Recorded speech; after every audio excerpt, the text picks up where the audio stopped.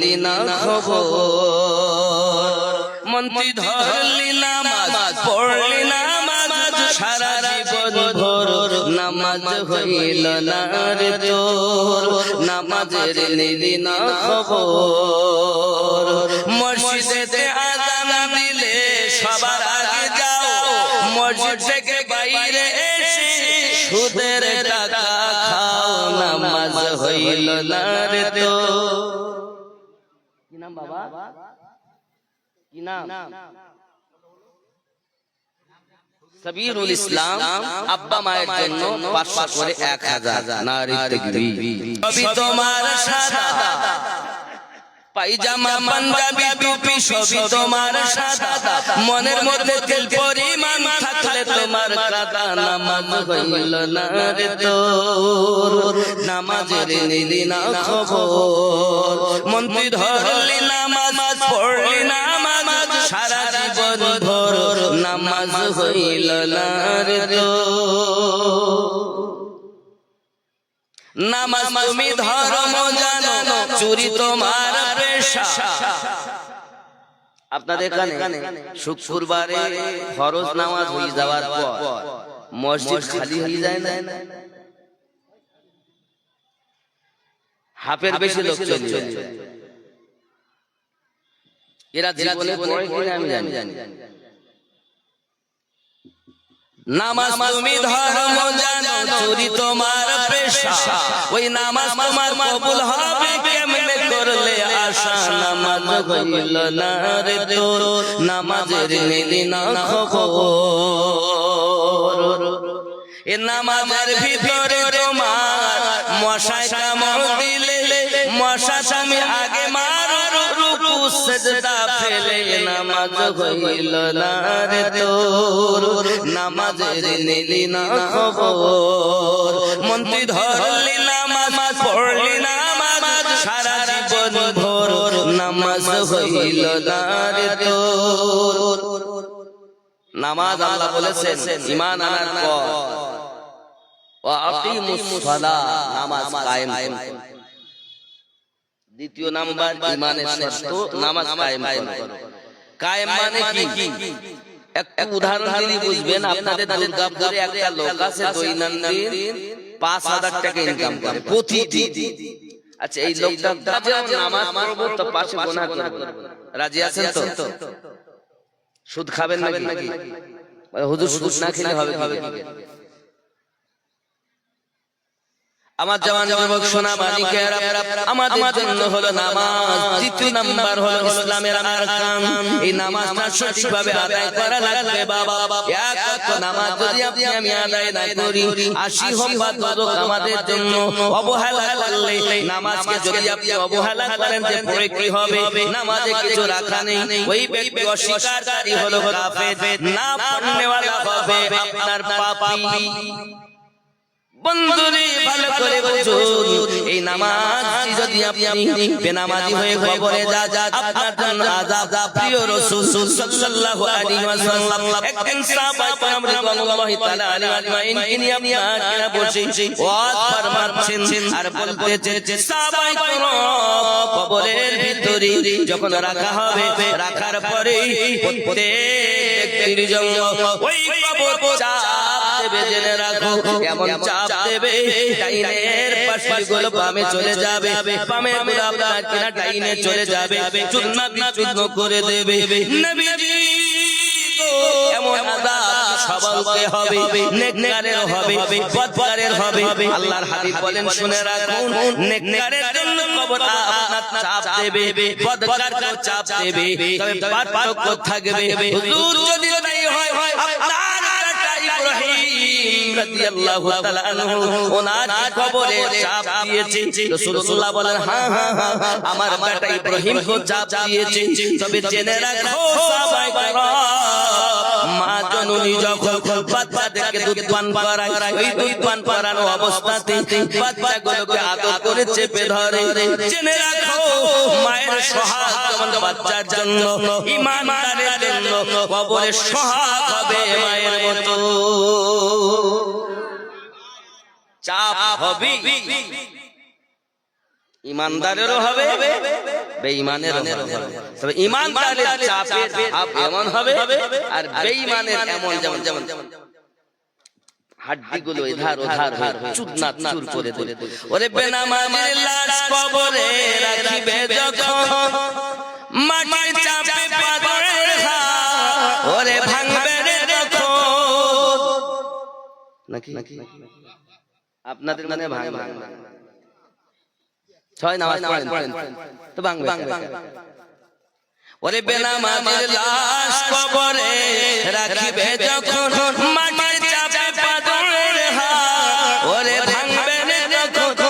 বিষাক্ত ওই সাপের ছোবল, বিষাক্ত ওই সাপের ছোবল বেনামাজির সাজা এমন তো হতে পারে জোহরে জানাজা। নামাজি মেয়ে যাবে না, ছেলে যাবে না, বেটা বেটি যাবে না, স্ত্রী পুত্র বন্ধু বান্ধব বাপ মা কেউই যাবে না। কবরে যিনি আসবেন তিনি আমাদের রাসূলুল্লাহ। আজ্জার কানখানা সে মানাচ্ছি তিনি আসবেন। আমার নবী আপনার নবী আবার বর্ণনা করে বলতেন সাহাবায়ে কেরাম, সাপ থাকবে কবরে, একটি সাপের 9টা করে মুখ আছে। কয়টা? আমার নবী সাপের নাম উল্লেখ করে বললেন, সাপগুলোর নাম হলো তিননীল সর্প। ও সাহাবায়ে কেরাম জেনে রাখো, ওই আপনার একটি ব্যক্তির জন্য কবরে 99টা সর্প দেওয়া হবে, আর এই 99টা সর্প একটি 9টা করে মুখ। জেনে রাখো 891টা মুখ দিয়ে ওই বেনামাজিকে কামড়াতে থাকবে, সুদখোরকে কামড়াতে থাকবে, গায়ের গোশতগুলো খাবে। আল্লাহর হাবিব সাহাবায়ে কেরাম কান্না শুরু করে দিয়েছেন, ইয়া রাসূলুল্লাহ, ইয়া হাবিবাল্লাহ, ওই সাপ কামড় মারবে। এ বাবা আমার সোনা মানিকেরা, এমন পৃথিবীর সারা জমিনে রাসূলুল্লাহ বলেন, ওই সাপের ভিতর থেকে একটি সাপ দুনিয়ায় এসে একবার নিঃশ্বাস ছেড়ে দেয়, কিয়ামত পর্যন্ত কোন সবুজ ফসল জন্ম নেবে না। এত বিষ আল্লাহ পাক ওই সর্বগুলোর মুখে দিয়েছে, জাহান্নামে মানুষকে কামড়াতে থাকবে, বেনামাজিকে আযাব দিতে থাকবে। আল্লাহ নবীর উম্মত যতদিন দুনিয়ায় বেঁচে থাকুন, আমরা ঈমান এনেছি, এখন নামাজি হব। হবেন তো নাকি? পড়বেন তো নামাজ? বলি কালেকশন দিচ্ছি মাদ্রাসায় আবার নামাজকে কথা বুঝতে পারেন? এই দান আপনি করছেন, আপনার জন্য 11টা সুসংবাদ নবী দিয়েছে। দান যদি আপনি করেন, সুসংবাদ কয়টা? 11টি রাসূলুল্লাহ সাল্লাল্লাহু আলাইহি ওয়াসাল্লাম দিয়েছে।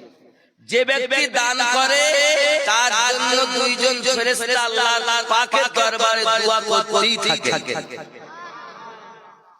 আমিনুদ্দিনের দোয়া কবুল হতেও পারে না, আল্লাহর ফেরেশতারা তো নিষ্পাপ, তাদের দোয়া তো আল্লাহর দরবারে কবুল হবে নাকি বলে? দিলে না। আল্লাহর হাবিব বলেছেন 2 নম্বরে, যদি কেউ কোনো ব্যক্তি দান করে আল্লাহ পাক তার হায়াতে বরকত দান করে দেন। আল্লাহ রাসূল আরো 3 নম্বরে বলেছে, যদি কেউ দান করে আল্লাহ পাক আল্লাহ তাআলা তার রুজিতে বরকত দান করে দেন। বন্ধুরে খুব মনের ভিতরে রাখো, প্যারা রাসূল সাল্লাল্লাহু আলাইহি ওয়াসাল্লাম বলেছে, যদি কোনো ব্যক্তি দান করে হাসরের মাঠে আরশের ছায়া তার নসিব হবে। বাপ তোমার সঙ্গে যাবে না, বন্ধু তোমার পরিচয় দিতে চাইবে না, স্ত্রী স্বামীকে থেকে পরিচয় দিতে চাইবে না বাবা। কারণ কি? জাহান্নামের ভয়ে বাবা।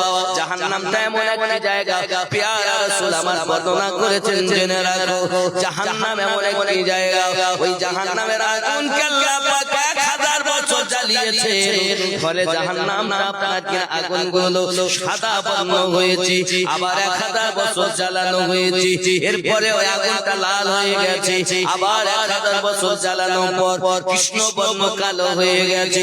এত কালো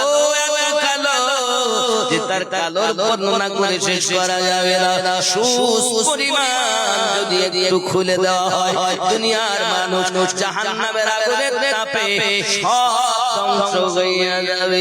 এই জওয়ান যুবকেরা, আল্লাহর হাবিব বলেছেন সাহাবীরা, জেনে রাখো একজন ব্যক্তির ঘটনা আমার রাসূল বর্ণনা করে বলছেন, একজনকে আমি রাসূলুল্লাহ দেখি আগুনের বেড়ি টেনে টেনে ফেরেশতারা নিয়ে চলে যাচ্ছে। ব্যক্তি এত চিৎকার মেরে মেরে কান্না করে, আমি রাসূলুল্লাহ সহ্য করতে পারি না।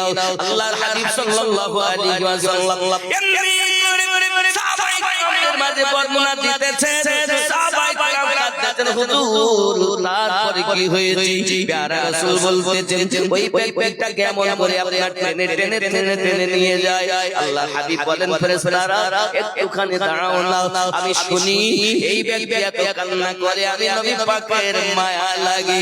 কারণ আল্লাহ পাক বলেছেন আমি আর রহমানুর রহিম, আর আমার নবী সম্পর্কে বলেন রউফুর রহিম। আল্লাহ দয়ালু, নবীও দয়ালু। আল্লাহ হলেন রব রূপে, নবী হলেন রহমত। আব্বাজি আমার, এখন ওই ব্যক্তিকে আমার নবী পাক যখন বললেন, বলো না তোমার নাম কি? নাম বলে আপনার নবী কার উম্মত? সঙ্গে সঙ্গে বলছেন মুহাম্মদুর রাসূলুল্লাহ সাল্লাল্লাহু আলাইহি ওয়াসাল্লাম আমার নবী ছিলেন। এ বাবাজি আমার রাসূলুল্লাহ বলেন, ফেরেশতারা এগিয়ে নিয়ে যাবে, দাঁড়াও আমি আগে নবী নিজে চোখে দেখব।